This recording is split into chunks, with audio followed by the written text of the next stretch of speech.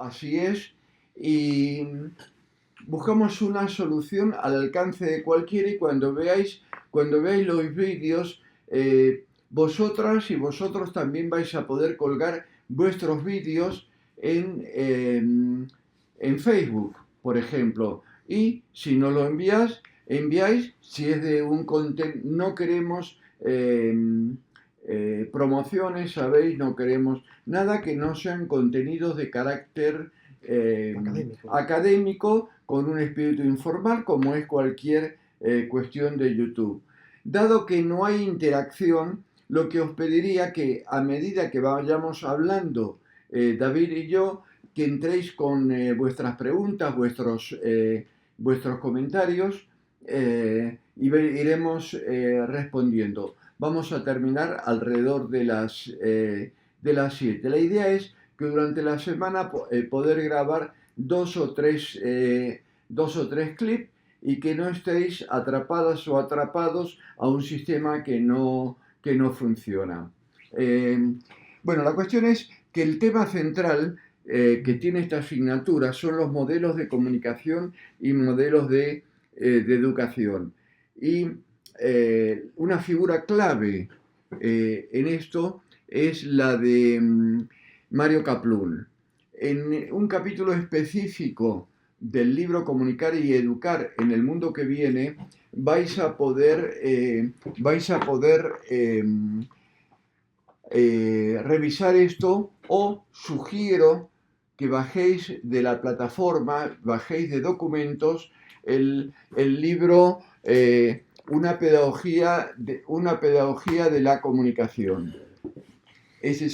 Lo podéis bajar, está en documentos, es un libro fundamental, imprescindible para educadores y educadoras sociales, para pedagogos, para comunicadores. Vamos a partir de algunas de las ideas de Mario Kaplun para hablar sobre nuestros propios modelos, nuestras propias prácticas. David, ¿en qué capítulo hablamos sobre los modelos de Mario Kaplun?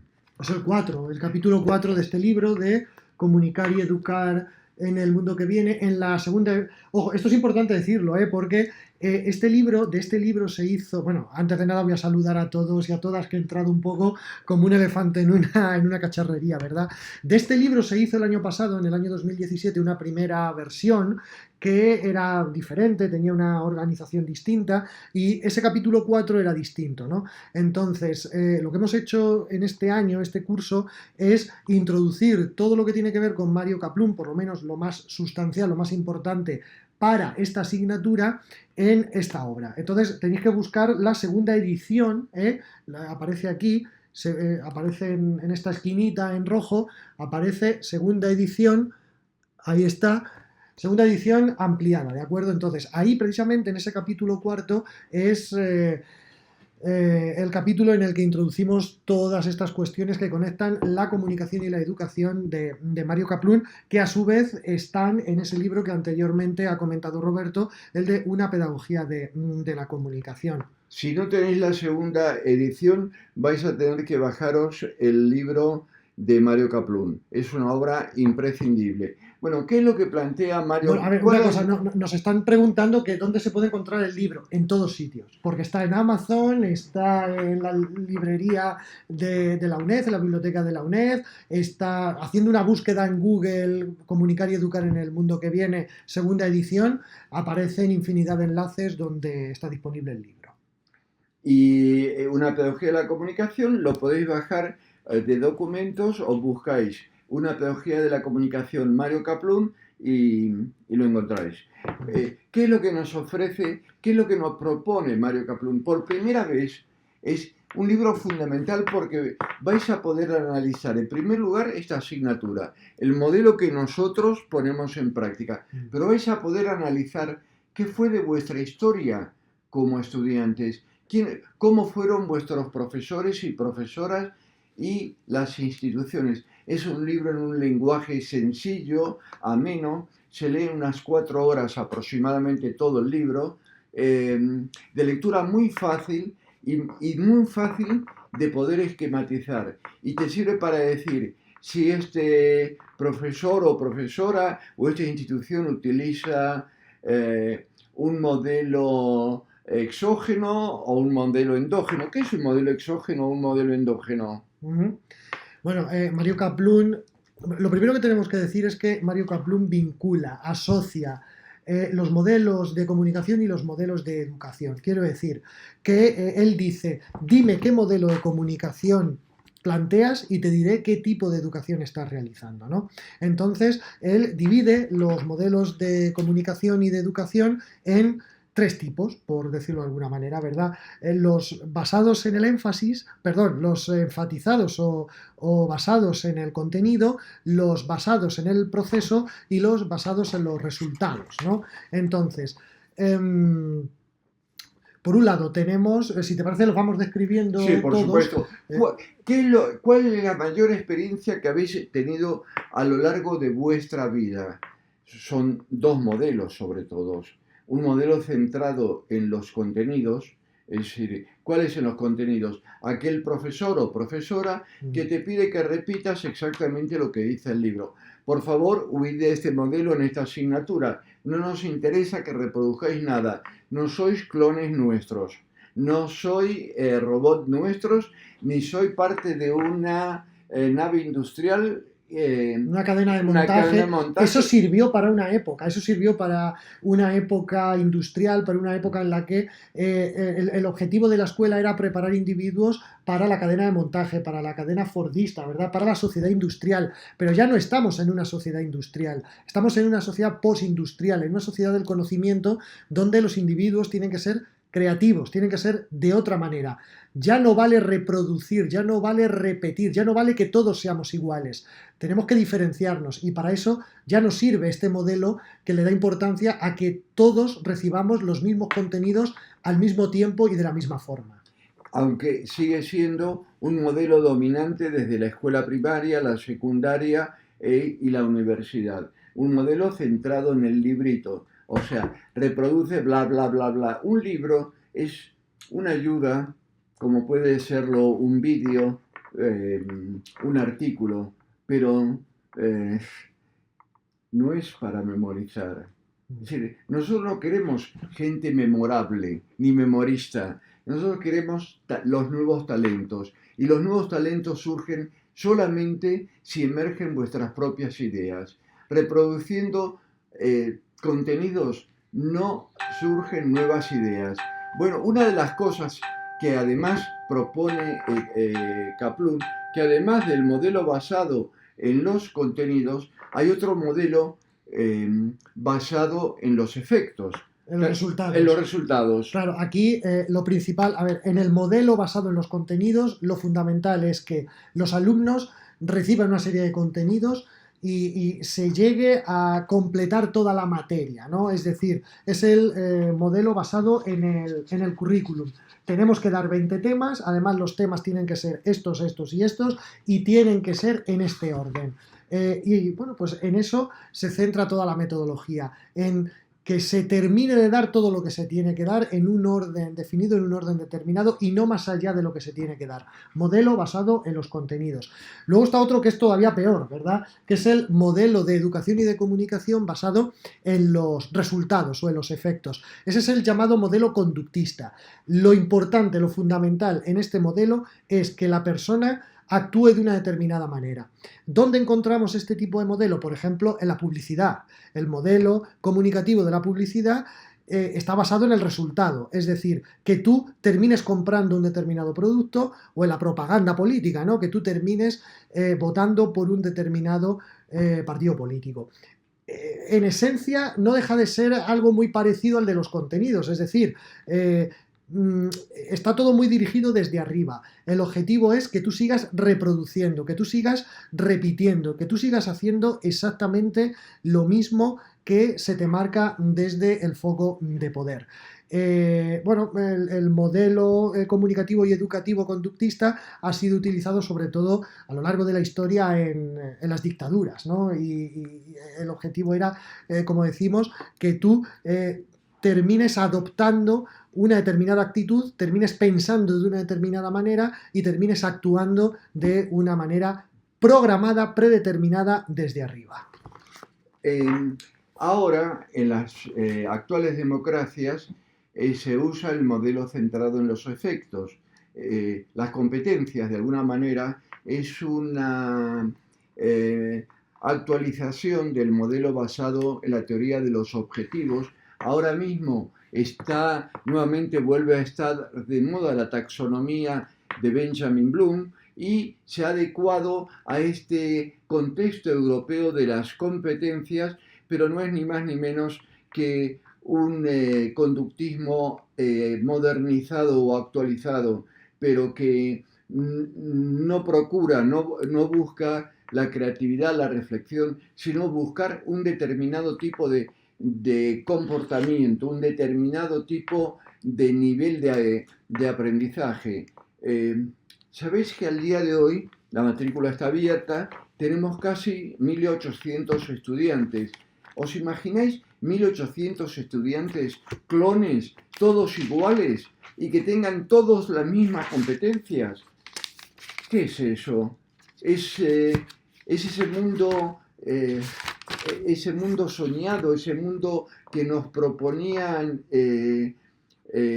los grandes creadores que anticipaban este futuro que estamos viviendo.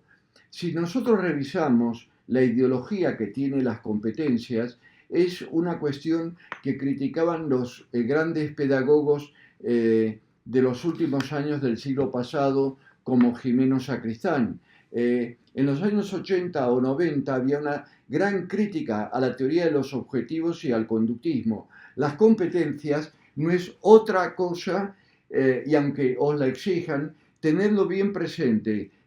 Las competencias es una nueva modalidad o una nueva forma de llamar a la teoría de los efectos o a los resultados. Fijaros que lo que nos obliga la agencia de evaluación, la ANECA, a nosotros es evaluar resultados. Es decir, evalúan resultados, no el proceso. Les importa un pimiento a la ANECA como a cualquier organización educativa en verdad lo que estáis aprendiendo, cómo aprendéis, si sois creativos, reflexivos, si podéis solucionar problemas de carácter intelectual, de carácter práctico, de carácter teórico. No, a la ANECA, que es la evaluadora que tenemos los docentes y de alguna manera evalúa los modelos de enseñanza y aprendizaje que ponemos en práctica, sobre todo en máster y en doctorado, le interesa las competencias. Si tienes tal competencia, ya has adquirido tal. Confunden competencias con conocimientos, a su vez. Es una cosa gravísima. Es decir, esta sociedad puede tener mayor nivel de competencias, pero puede tener menos conocimientos, menos actitud crítica, menos actitud reflexiva. Entonces tenemos, por un lado, Kaplun propone el modelo basado en los contenidos, el modelo basado en los resultados y en los efectos, y el tercero es el que está basado en el proceso. Lo que importa es cómo aprendemos, de qué manera aprendemos, de qué manera resolvemos situaciones de manera colaborativa. Es decir, un proceso se da en un grupo, no es una cuestión de una enseñanza individualista o individual, de carácter hipercapitalista, donde todos compiten contra todo, porque a su vez la palabra competencia tenemos que indagar sobre ella. Entonces, lo que os proponemos es, en primer lugar, como la crítica bien entendida empieza por casa, analizad el modelo que nosotros ponemos en práctica.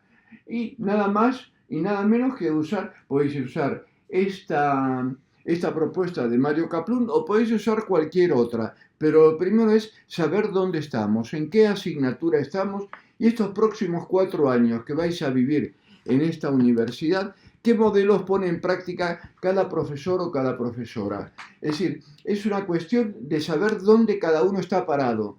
Es decir, ¿sabéis? A mí me costó muchísimo poder liberarme. Yo era un esclavo como era, de una manera, sois vosotras y vosotros. Yo era una modalidad de clon. Es decir, a partir de ciertas lecturas, a partir de ciertos pedagogos que me empujaron a entender la realidad de otra manera, yo empecé a entender, a comprender los fenómenos, que los fenómenos no son como los cuentan a veces. Los fenómenos o los procesos son mucho más complejos. Nosotros no vamos a pedir una sola forma de explicar las cosas. Toda la educación está pensada en el funcionalismo, en la relación de causa y efecto.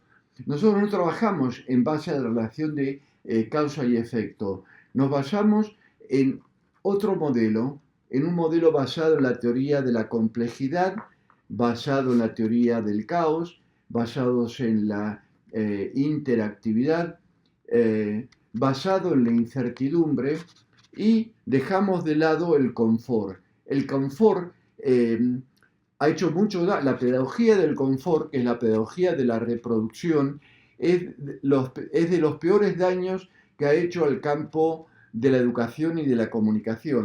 Una cuestión que es fundamental, pero fundamental, es que además de conocer seguramente el pensamiento de Freire, ese capítulo que hemos dado hace unas semanas, que no veo muchas reflexiones acerca de ese epílogo donde nos propone Giroux ese manifiesto de la pedagogía crítica. ¿Qué tenemos que hacer en el día a día para estar en consonancia con este mundo cambiante, no igual, diferente, y que requiere múltiples respuestas? Para terminar, Kaplan propone 3 modelos. Son modelos basados en los contenidos, el centrado en los resultados o en los efectos y en el proceso. ¿A ti qué te parece? ¿Qué modelo? No nos inclinamos, estamos más cerca del proceso. ¿Tú cómo lo ves? Sí, yo cambiaría la pregunta, es decir, ¿por qué no nos sirve el modelo basado en los contenidos y tampoco el modelo basado en los efectos en una sociedad como la de hoy? Por un lado, el modelo basado en contenidos, claro, si nosotros determinamos, si todo lo hacemos girar, si toda la educación tiene que girar en torno a unos determinados contenidos que pueden ser válidos hoy y que además obligamos a nuestros alumnos de alguna u otra manera a aprenderse de forma memorística, esos contenidos, bueno, pues pueden ser ciertamente válidos hoy, pero ¿qué va a pasar dentro de 10 años? ¿Qué va a pasar dentro de 5 años? Es decir, un niño que ahora aparece en la escuela, que tiene 4 o 5 años, que empieza su trayectoria académica, su vida educativa, va a salir de la universidad en el año 2030, quizá en el año 2035. ¿Los contenidos que valen hoy van a ser los que van a valer en el año 2035? Es decir, eso es algo que es evidente que no. Y eso es algo que además está sucediendo y estamos viendo ahora más que nunca. Existe una separación total y absoluta entre la velocidad que lleva la sociedad y la velocidad que ha desarrollado a lo largo de las últimas décadas la educación. Y eso provoca que haya un montón de licenciados al margen de los problemas estructurales de desempleo que pueda tener nuestro país. Pero hay algo que ahora mismo se está viendo más que nunca, ¿no? Tenemos una enorme cantidad de personas razonablemente, según el sistema, según el modelo, razonablemente bien formadas con sus carreras, que están o bien en el paro, o bien desempleados, personas desempleadas, o bien sobrecualificados. Es decir, pues tenemos ingenieros trabajando en un Telepisa, o tenemos a personas que han salido de la universidad trabajando en labores que, bueno, pues no necesitaban pasar 4 o 5 años en una universidad con el objetivo de trabajar ahí, ¿no? Pero es que sucede también a la inversa, es decir, hay una enorme cantidad de nichos de trabajo que no estamos llenando, es decir, que no encuentran gente cualificada, es decir, la universidad no está formando personas para determinados trabajos que ya el mercado está demandando. Luego, ¿verdaderamente tenemos que centrar la educación en los contenidos o tenemos que centrar la educación en ese proceso que nos va a hacer críticos y que nos va a hacer aprender, aprender a razonar, aprender a movernos en un entorno y en un contexto completo y absolutamente cambiante? Eso por un lado. Por otro lado, esto mismo sucede con el tema de las competencias que anteriormente decía Roberto. Si basamos toda la educación en el tema de las competencias, de los resultados, de los efectos, resultados, efectos y competencias, ¿para qué? Para el mundo de hoy. Pero ¿y dentro de 3 décadas? ¿Las competencias que hoy se requieren van a ser las que se van a requerir dentro de 3 décadas? ¿Alguno de nosotros podemos determinar o podemos predecir cuáles van a ser las competencias que va a necesitar el ciudadano del año 2050, del año 2040, del año 2030? Por eso nosotros estamos más cercanos a ese modelo basado en el proceso, en enseñar a aprender, en que, primero, hay que ser muy crítico con todo, primero con nosotros mismos y luego tenemos que empezar a pensar en cómo se está empezando a trabajar y cuál es la dinámica que está llevando nuestro mundo y que se está percibiendo desde hace ya unas cuantas décadas. Proyectos que cada vez son más colaborativos. Es decir, la idea esta del inventor medieval que construye algo en su taller prácticamente desvinculado de otras personas, desvinculado de la sociedad, eso ya no funciona así. Ahora se trabaja en grupo. Ahora los grandes proyectos y los grandes inventos que se están desarrollando se están cultivando a partir de grupos muy diferentes, de grupos donde reina la diversidad, de grupos colaborativos además entre personas que están en diferentes partes del mundo. Por eso esta asignatura pretende que sea, hasta donde nos deja la normativa, lo más colaborativa posible. Por eso el trabajo en grupo. Eso de entrada. Y luego, aquellos que hayáis empezado a leer el libro, Comunicar y Educar en el Mundo que Viene, os daréis cuenta que no es un libro de texto al uso. No es un libro de texto donde esté todo marcado, donde haya definiciones muy establecidas, donde casi a modo de listín telefónico se desarrollen estas estructuras de los capítulos de definición, causas, consecuencias o características generales y resumen final. No, el libro no da prácticamente ningún tipo de definición cerrada. El libro incita a la reflexión, incita a pensar. ¿Por qué? Porque sois vosotros los que tenéis que construir vuestras propias definiciones. Sois vosotros los que tenéis que aprender a pensar y a apropiaros de vuestro propio conocimiento. Nosotros podemos dar las claves, podemos dar el punto inicial o el caldo de cultivo a partir del cual desarrollar vuestro propio conocimiento. Y desde luego, esta es una asignatura que no tiene límites. Es decir, lo que aparece aquí, cada uno de los capítulos que tenemos aquí, se presta mucho a que sigáis indagando en ellos. Si a alguien, pues de alguna otra manera le interesa mucho qué es todo esto del pensamiento computacional, puede buscar sus propios materiales en vídeo, en texto, en artículos y proponerlos al resto de la comunidad con el objetivo de investigar en relación con ello. Nosotros damos aquí una serie de claves como punto de partida, pero vosotros tenéis toda la libertad, vosotros y vosotras tenéis toda la libertad del mundo para seguir indagando, para seguir investigando, para profundizar en aquello que más os interesa y que tracéis vuestro recorrido particular dentro de la asignatura. No queremos alumnos, igual que la sociedad no necesita individuos estandarizados, individuos robots, individuos clones unos de otros, nosotros no queremos alumnos que aprendan exactamente lo mismo, en el mismo orden y de la misma manera, porque la vida no es así. Hay una serie, por un lado, me dicen estudiantes que no se oye bien y hay una serie de preguntas que vamos a ir contestando. Entonces, la primera cosa, hay estudiantes que no distinguen entre el modelo centrado en los contenidos y el modelo centrado en los efectos. El modelo centrado en los contenidos es el modelo centrado en el libro. Es el basado exclusivamente en un modelo memorista, está basado en la teoría de la reproducción. Un libro que es maravilloso, que está muy mal traducido y que podéis bajar de la red, que es de acceso libre, es la teoría de la reproducción de Bourdieu. La teoría de la reproducción de Bourdieu es un libro maravilloso que nos da la clave de nuestro propio pasado.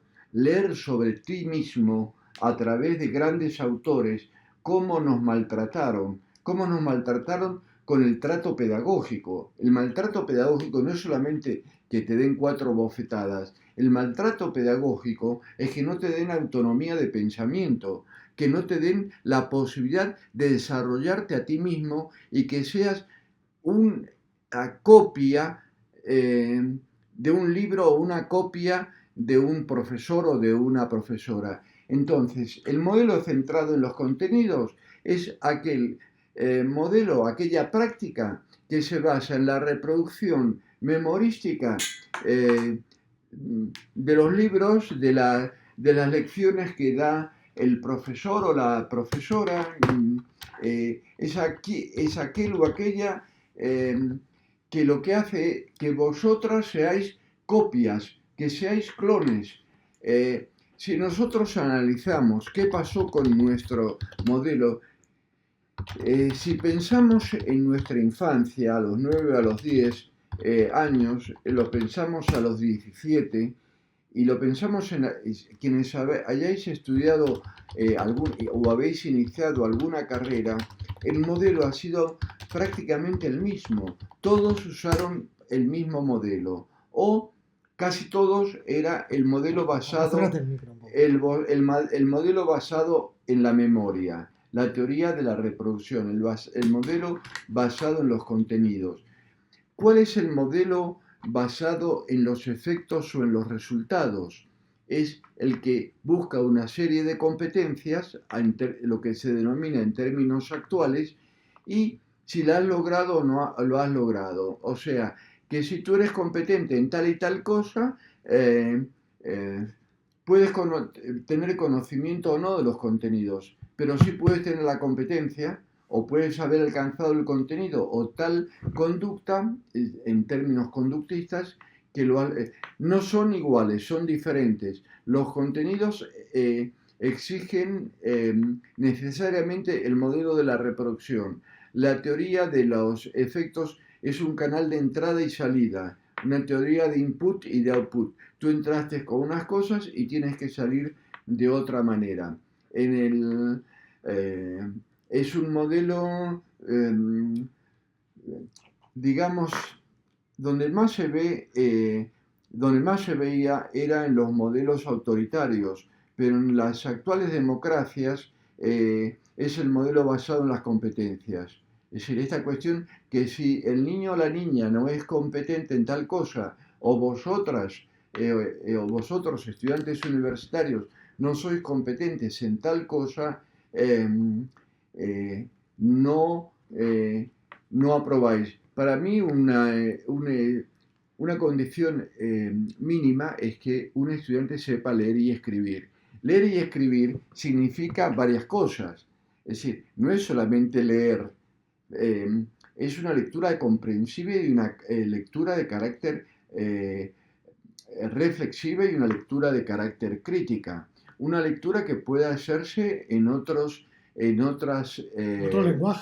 lenguajes. No solamente este bla bla que nos estamos lanzando, sino que podáis leer imágenes, podáis leer vídeos, que podáis tener algunas ideas sobre pensamiento computacional. El lenguaje de esta época no es precisamente solo el tipo escrito oral.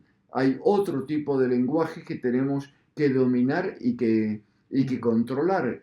Es decir, si vosotras o vosotros fuerais educadores en el año 2022-2023, cuando terminéis la carrera, me gustaría que en Facebook, ¿qué cualidades más que competencias exigiríais a vuestros estudiantes?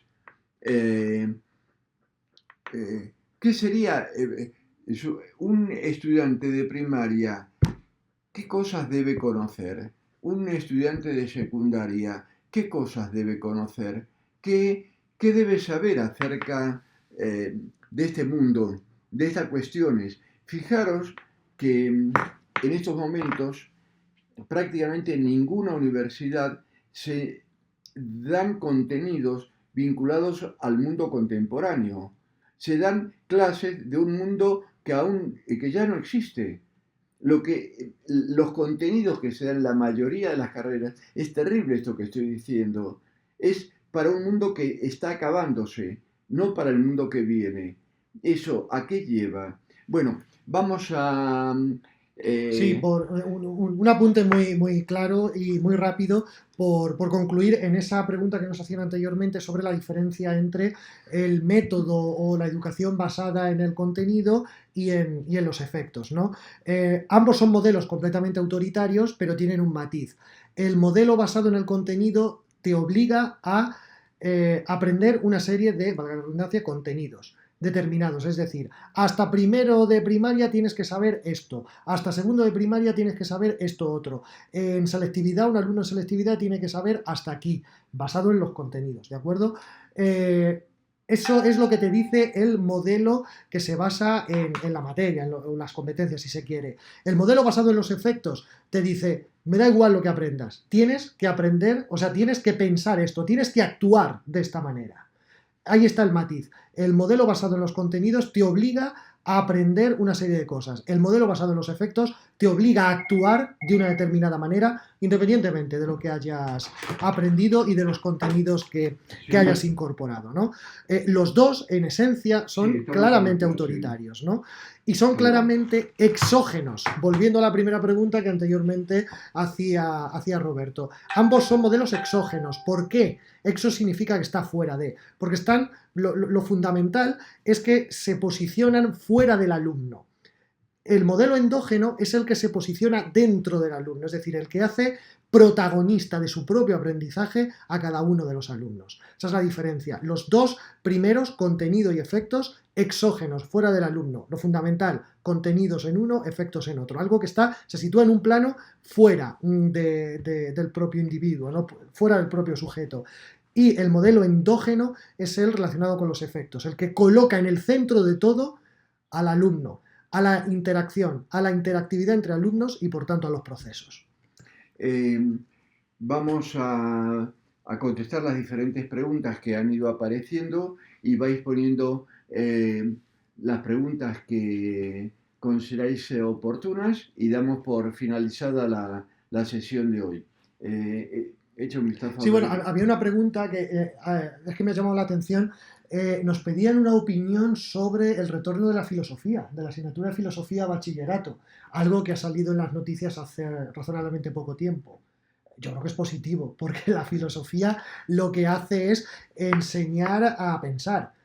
Claro, aquí sucede una cosa, vamos a ver cómo se enseña filosofía, porque si estamos enseñando filosofía en el método tradicional, en el método industrial y fordista, pues estaremos focalizándonos en los contenidos, en los efectos quizá, pero no tanto en el proceso. Es decir, muchas veces centramos todo lo que tiene que ver con las metodologías en el instrumento, que de eso tendremos que hablar también otro día, es decir, como hay una especie de tecnocracia o de determinismo tecnológico, de pensar que uno está cambiando toda la educación por cambiar la pizarra tradicional por una pizarra digital, pero al final está haciendo la misma metodología, está haciendo las viejas pedagogías, ¿no?, con las nuevas tecnologías. Eso no sirve. Lo importante es el proceso, es el método, es el sistema, ¿verdad? No tanto el contenido. Pero bueno, que retorne la filosofía a las aulas a mí me parece ciertamente positivo, en tanto en cuanto es una asignatura que se supone que su objetivo es enseñar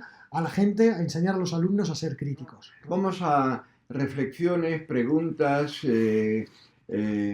No creemos que una universidad presencial, ¿sabéis? Tenemos nosotros un máster de periodismo transmedia. ¿Sabéis que hemos detectado que en la mayoría de las universidades donde se enseña periodismo no se enseña periodismo digital?